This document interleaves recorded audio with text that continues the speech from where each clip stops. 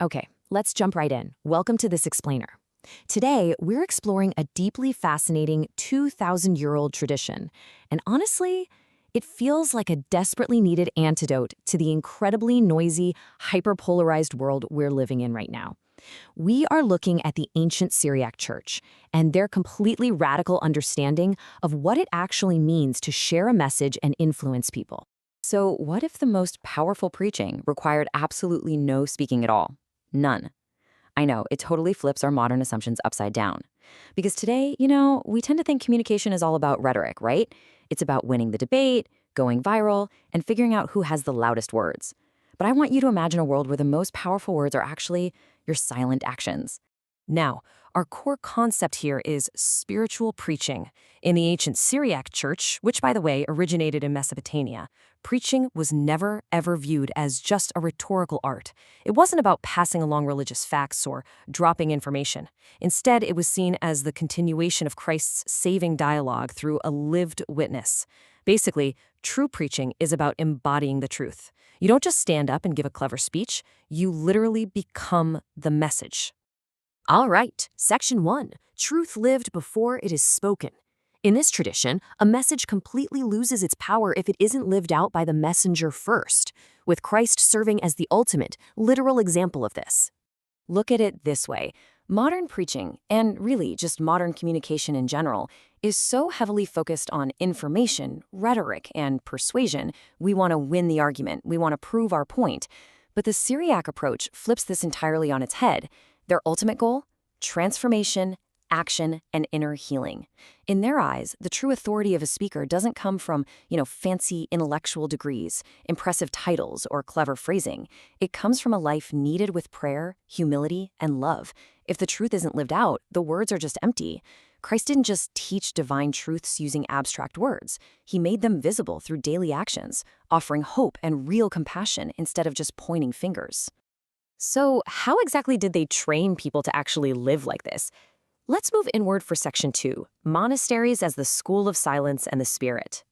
You see, these ancient monasteries weren't just places for monks to hide away from the world. Not at all. They were dynamic laboratories for profound inner discipline. A perfect living example of this is Saint Ephrem. He lived from 306 to 373 AD, and he is just one of the most brilliant figures in Syriac history. Saint Ephrem didn't just write dry academic theory. He blended poetry, aesthetics, and divine truth all together. He truly believed that theology must be tasted by the heart, not merely debated by the mind. He essentially turned theology into a living, breathing school of faith that engaged the whole person. Now, the logical flow of a monk's education in the Syriac tradition followed four distinct steps. First, listening. Second, silence. Third, inner discipline. And finally, speaking. Do you notice anything shocking there? Speaking is actually the final and the least important step. They believe that before you can even think about speaking to others, you absolutely must learn to be silent. And silence wasn't just some empty void for them. It was the most fertile ground for actually hearing the truth. All right, now let's shift from the individual out to the community. Section 3, a spiritual hospital, not a courtroom. I absolutely love this concept because it brilliantly reframes human failing. A lot of the time, we view wrongdoing through a courtroom model, right? Like it's a crime that requires a strict judge and a harsh punishment. But the Syriac tradition viewed the church as a hospital.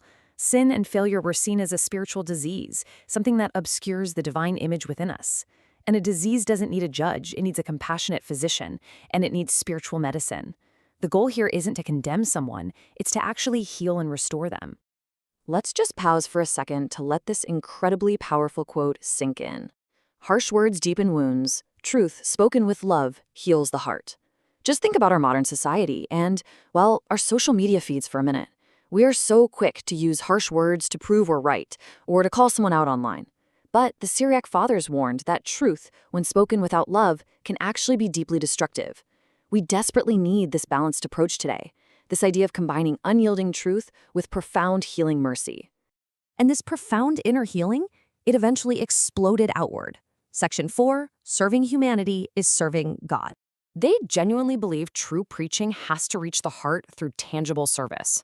The Syriac Church didn't just build places of worship and call it a day. No, they built vital infrastructure to care for the vulnerable.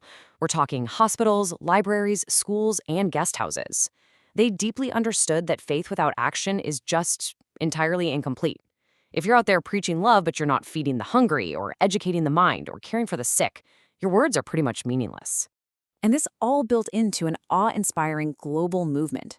The Syriac mission spread at a massive scale across Mesopotamia, Iran, India, Central Asia, and all the way to China. And you know what's truly mind-blowing about this? They did it all without military force, no political power, and absolutely no forcing their culture onto others. Instead, they learned the local languages, they respected local traditions. Their success relied entirely on the silent witness of lived love and cultural respect. People were won over by the lives these missionaries actually lived, long before they ever stopped to listen to their words. The crucial takeaway of this entire ancient tradition really boils down to one profound thought. To love man is to love God. To serve man is the most beautiful worship. This completely breaks down the wall between the sacred and the secular. Reaching out a helping hand to another human being isn't just, a nice thing to do for society. It is a prayer in itself. It's the ultimate form of preaching. Which brings us to a rather provocative question that I want to leave you with today. In a world completely full of noise, endless debates, and empty words, what is your life preaching? Remember, the most powerful message you're ever going to deliver won't be spoken. It will be lived. So take a moment today to reflect on your own daily actions and the silent legacy that you're leaving behind. Thanks so much for joining me on this explainer, and I really hope this ancient wisdom brings a little more clarity and maybe a little quiet purpose to your day.